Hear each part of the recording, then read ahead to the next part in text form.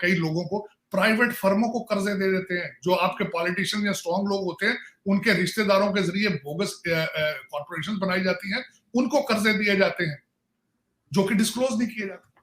मेरा करप्शन है ना, करप्शन में आप भी खुश हैं, चाइना भी खुश है, उनके भी वो भी करप्शन में ऊपर वाले नंबरों में, वो भी आप भी खुश हैं।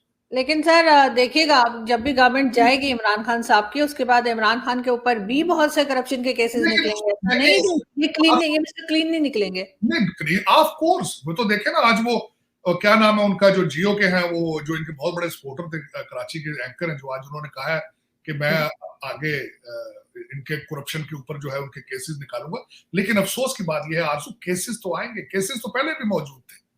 देखिए आपके कहीं 139 पे थे जरदारी दौर में आपको ट्रांसपेरेंसी इंटरनेशनल, लेकिन उसका हल कोई नहीं।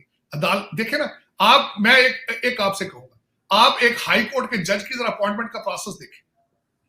मैं आपकी आवाम को एक फूड फॉर थॉट दूंगा, राना शमीम साहब जो बिल्तिस्तान के चीफ जस्टिस रहे हैं, उनकी अपॉइंटमेंट देखें किस तरह हुई थी, उसके क्या सियासी अवामल थे, वो किस किस को फेवर देकर हाई कोर्ट के सिंध हाई कोर्ट में अपॉइंट हुए थे। फिर वही लोग आगे आते हैं, वही फिर इनकी फेवर वापस देते हैं। केस बनाना मसला नहीं होता, सजा देना मसला। केस तो वापस ले लेते हैं। ये मुझे सर सजा तो किसी को नहीं होती, अभी तक हमने तो नहीं देखा करप्शन पे किसी को सजा हुई हो। आप इसकी बात देखें, आप फॉरेन फंडिंग में केस देख लें, फॉरेन फंडिंग के केस पे किस तरीके से उसको इल्तवा किया गया, डिले किया गया, पूरा 4 साल अपना पूरा कर लिया, फॉरेन फंडिंग केस का फैसला नहीं सामने आ रहा है। और सर इसी तरह से फैसल वावडा के केस का फैसला सामने नहीं आ रहा, कब से चल रहा फैसल वावडा का केस? उसने नेशनलिटी फॉरम रखी है, उसके ऊपर कोई केस है बस।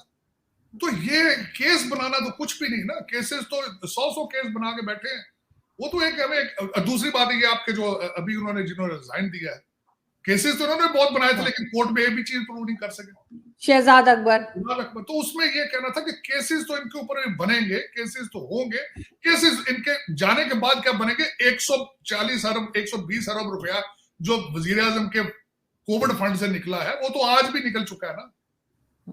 लेकिन ये कि किसी को अखलाकी जवाब, किसी के पास कुछ हो तो कुछ जवाब दे, और वो भी अकाउंटेंट जनरल ने रिपोर्ट में लिखा है, वो भी IMF की कंडीशन की वजह से सामने आ गया, वरना तो पी जाना था इन्होंने। वो 100 अरब रुपया आप पी जाते हैं आराम के साथ, और कहते हैं ना डकार भी नहीं मारते। देखिए हमने करोड़ों की करप्शन देखी थी, अरबों की नहीं देखी थी, और ऐसे बच्चे कर रहे हैं जिनकी अभी दाढ़ी मूछे भी नहीं पूरी आई, कसम से। सर घर में सीखा होगा ना, बड़ों को करते देखा होगा तो सीख गए होंगे जल्दी। लेकिन सर हम अगर बात करें यूक्रेन की और अमेरिका रशिया की, जो आजकल बड़ी न्यूज चल रही है, बार बार अपडेट्स आ रही हैं, उस बारे में आप क्या कहेंगे? देखिए यूक्रेन के अंदर जो सबसे बड़ा मसला ये है, मैं समझता हूं, मैं ब्लेम करूंगा अमेरिका को। अमेरिका का कमजोर होना पूरी दुनिया का बैलेंस खराब हो चुका है। उसकी मैं मिसाल देना चाहूंगा कि ये बराक ओबामा दौर में यूक्रेन का हिस्सा था क्रीमिया को रशिया ने टेक ओवर कर लिया था। बराक ओबामा साहब बस देखते ही रहे, और इस वक्त अमेरिका में समझा जाता है ये बराक ओबामा की 3rd टर्म चल रही है। उसकी वजह यह है कि हमारे जो सिटिंग प्रेसिडेंट है, उन बेचारों की तो सेहत, उनकी एज इतनी ज्यादा ज़ईफ है वो, कि उनको पता ही नहीं है कि मैं प्रेसिडेंट हूं या सेनेटर हूं। तो यहाँ पे इस वक्त जो ओबामा दौर के लोग थे, वो सारा वॉशिंगटन DC वो कंट्रोल करके चला रहे हैं। उसकी सबसे बड़ी मिसाल है टोनी बिल्कन की। टोनी बिल्कन ओबामा के एडवाइजर थे। ईरान की जो डील अमेरिका के साथ ओबामा की हुई थी, इसके मूजब हुई थी। तो इस पे ओबामा साहब की वीक फॉरेन पॉलिसी और इनके माइंडसेट को पुतिन जैसे मंझे हुए लोगों ने पहले ही कैलकुलेट कर लिया था। चाइना ने भी कैलकुलेट कर लिया था कि इनकी प्रायोरिटी अमेरिका के अंदर सोशलिज्म है, ये फॉरेन अपनी पॉलिसी पे दे आर नॉट सीरियस। दूसरा, अगर देखा जाए fundamental difference in between Republican party और डेमोक्रेट पार्टी, जो डिफेंस है, जो पेंटागन है, वो रिपब्लिकन पार्टी उसको स्ट्रॉन्ग करती है, आर्मी को सपोर्ट रिपब्लिकन पार्टी करती है। डेमोक्रेट पार्टी डिफेंस के ऊपर खर्चा नहीं करना चाहती। वो देखे इन्वायरमेंट के खिलाफ जाते हैं, गैस पेट्रोल की प्राइसें बढ़ जाती हैं, वो अपनी प्रायोरिटी पे जाते हैं सोशलिज्म की तरफ, वो फौज और इन चीजों में नहीं एंगेज होते डेमोक्रेट पार्टी, और आज भी वही इस वक्त आधे कंट्री को वही रूल कर रहे हैं। तो इन हालात में उनको पता था पुतिन को कि ये मर्दे बीमार हैं और इसका फायदा उठाएं, और वो उठा रहे हैं। यूक्रेन इस वक्त 127,000 फौजी बॉर्डर पे यूक्रेन के। हमारे जो प्रेसिडेंट साहब हैं, बीमार प्रेसिडेंट साहब, इन्होंने इस साल की पहली प्रेस कॉन्फ्रेंस की और उसमें एक ऐसी स्टेटमेंट फेंकी है जिसमें उन्होंने कहा है कि हम इन्वेजन अगर रशिया करता है तो हम कैलकुलेट करेंगे कि कितनी बड़ी इन्वेजन करता है। अब हालात ये है कि ये भी इमरान खान के लगता है अजीज हैं, हमारे प्रेसिडेंट भी वो इस तरह कि जिस तरीके से ये भागे थे अफगानिस्तान से, बेआबरू होके निकले वहां से, अब इस वक्त इनका दुनिया में ना फॉरेन पॉलिसी है, कोई रिस्पेक्ट रह चुकी है, ना इनकी कोई इज्जत रह चुकी है। उसकी आज मैं आखिरी मिसाल ये देना चाहूंगा। आज की खबर ये है कि फ्रांस और जर्मनी और यूक्रेन ये तीनों कंट्री मिलकर रशिया से बात कर रही है। अब इससे ज्यादा क्या होगा अमेरिका के मुंह पे थप्पड़ कि आपके एलाइज डायरेक्ट रशिया के साथ एंगेज हो रहे हैं क्योंकि आपकी रिस्पेक्ट नहीं है, आपकी सलाहियत लीडरशिप की नहीं है। तो ये हालात हैं करंट। और मेरे ख्याल में यूक्रेन के अंदर रशिया अपनी वहां कू करने में भी काफी इन्वेस्टमेंट कर रहा है। वहां पे उन्होंने एक यूक्रेन के एमपी को तैयार किया है नेक्स्ट प्रेसिडेंट बनने के लिए। यूक्रेन के अंदर रशिया की बहुत ज्यादा सपोर्ट हासिल है। कई जो यूक्रेन के शहरी हैं वो रशिया के साथ जाने के लिए दे आर इंटरेस्टेड इन। और दूसरा अमेरिका जो है वो बिल्कुल इस वक्त किसी भी वो अपने आप को प्रोटेक्ट करने की सलाहियत नहीं रखता। किसी एलाय, अपने नेटो एलाय या किसी दूसरे को प्रोटेक्ट किस तरह करेगा? जिस तरीके से वो अफगानिस्तान से भागे हैं, ऐसे लोगों से शिकस्त खा के निकले हैं जो मोटरसाइकिलों में फिर रहे हैं। और दूसरा मजाक इनका उड़ाया जा रहा है ताइवान में। इन्होंने अगले दिन फिलीपीन के एरिया में नेवल एक्सरसाइज की है, उसके बाद 35 चाइनीज जेट जो है उड़े हैं जो ताइवान के ऊपर गए। तो इस वक्त दुनिया का बैलेंस ऑफ पावर खराब हो चुका है और उसका दूसरे कंट्रीज जो है उसका फायदा उठा रहे हैं। ये तब तक होता रहेगा जब तक अमेरिका के अंदर लीडरशिप का वैक्यूम फिल नहीं। बिल्कुल ठीक। लेकिन सर दुनिया कहाँ से कहाँ जो है वो जा रही है और क्या कुछ चेंजेस आ रहे हैं, लेकिन पाकिस्तान में वही बातें चल रही होती हैं, उसी किस्म की गवर्नमेंट्स आ रही होती हैं जैसी पहले थी, बल्कि उससे भी ज्यादा बद से बदतर होता चला जा रहा है। लास्ट में भी पूछना चाहूंगी, कुछ उम्मीद है आपको कि कुछ संभाला जा सके? देख, ऐसी बात नहीं है।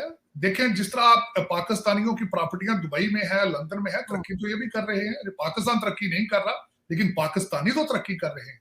वहां से जो पैसा निकल के आ रहा है वो सारा कनाडा में शिफ्ट हो रहा है, अमेरिका में शिफ्ट हो रहा है, अल्टीमेटली वो भी पाकिस्तानी है। हाँ, पाकिस्तान के हालात हैं इसमें अभी इस वक्त मेरा ये ना सिर्फ मुझे 25 करोड़ लोगों को कोई इस वक्त लीडर नजर नहीं आ रहा। वो मर्दे मोमन, मर्दे मुजाहिद जो पाकिस्तानी हो, जिसके बच्चे पाकिस्तानी स्कूलों में पढ़ते हो, पाकिस्तान का लिबास पहनता हो, पाकिस्तान का खाना खाता हो, पाकिस्तान के ख्वाब देखता हो।